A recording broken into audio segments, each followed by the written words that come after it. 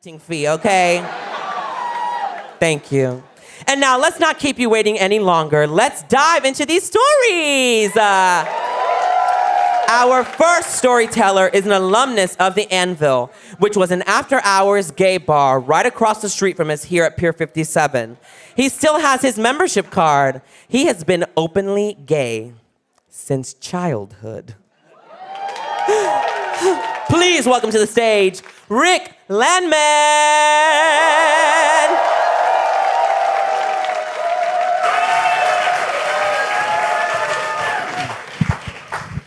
I feel like the Three Little Bears or whatever. This one's too tall. This one's too short.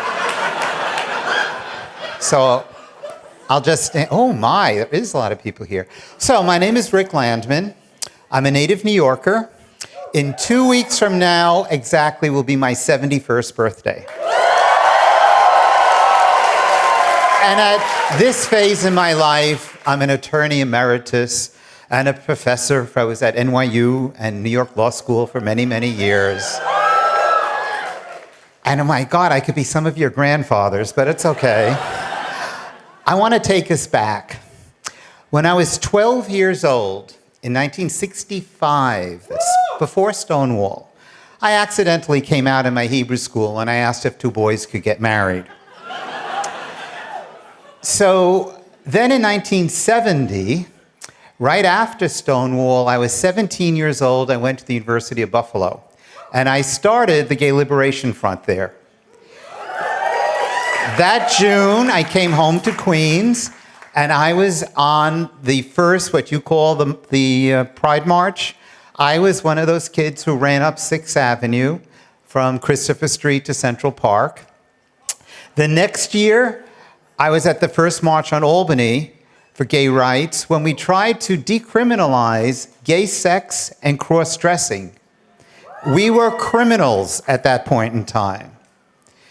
Then I finished Buffalo and I get my first master's degree. I was going to be a teacher in special ed. I did my certificates, I got my license, I got a job. I get called in by the funder of the project. Says, "I hear you're a homosexual." I said, "Yes." He says, "You can't teach." Because what if one of the parents complain that a homosexual is teaching their kid? You're mentally ill. And again, I was active. I said, no, the American Psychiatric Association last year said that we're no longer a mental illness. There is no... He said, I don't care about any of that. I am not taking the risk that parents would be upset that you're there. So you better go and find another career or I'm cutting the program totally. So I got my second master's degree in engineering, got my third master's degree in urban planning, but I'm then only 25 years old. And I said, you know something? I think it's time to get a job.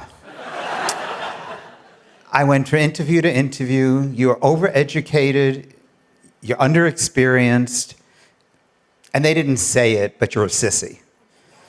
So I ended up taking a civil service City of New York job for $13,250. Got appointed under Beam, but when Koch came in, his first day, he gave an executive order that homosexuals will now be covered for city workers. He won't get fired. Now, at that time, Mayor Koch was running against Mario Cuomo, and it was the vote for Cuomo, not the homo. So we sort of suspected that the mayor was in the closet. My commissioner was in the closet.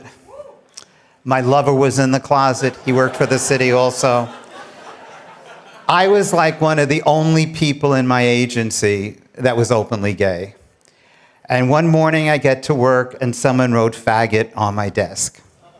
So I tried to wash it off, didn't come off. I bought blotters. Do people remember blotters? I had a brown blotter and I put it over the desk so people didn't see that it said faggot.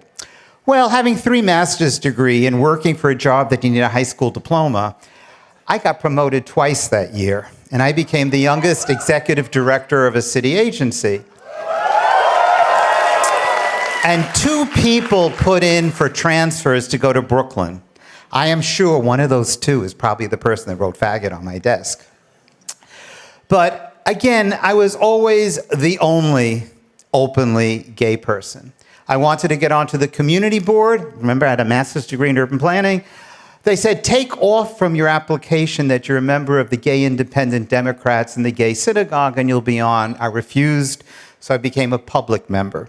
In 1979, they finally let Don Clay as the first openly gay person on Community Board 2. I had moved to Board 1. I applied. I eventually was the chair of the Landmarks Committee, the Planning Committee, and the Tribeca Committee. But again, for many, many years, the only openly LGBT person on the Community Board.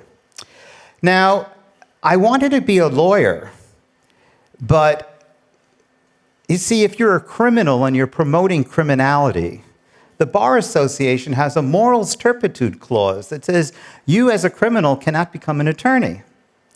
So I had to wait until after 1980, when the Onofre decision came down that sodomy was no longer enforceable, to be able to go to law school.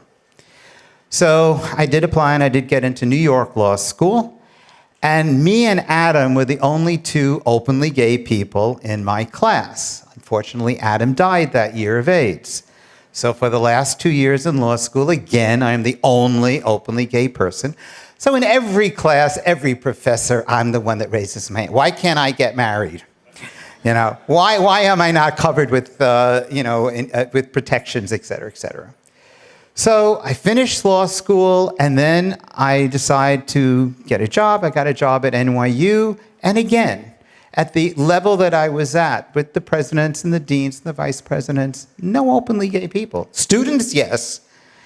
And one of the professors died, and I took over to teach his class, and I came out the first day, and I said, by the way, I've heard there's a lot of rumors about me, so yes, I am a gay, short child of Holocaust survivors, and I will be your professor. But who the hell told you I was short?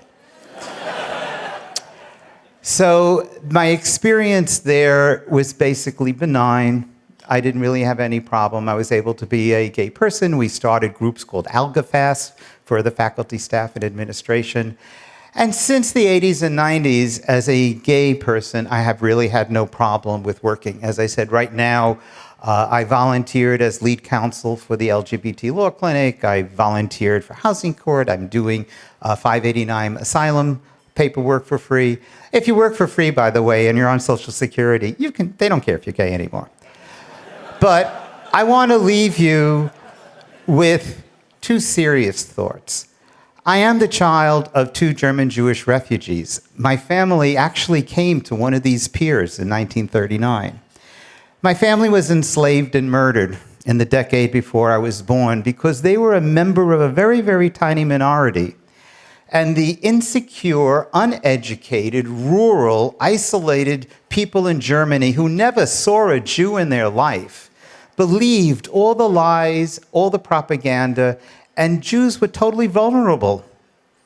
Most people never even saw one. So I grew up, part of the reason I asked myself, why have I always been out, is because I knew the political importance of being out.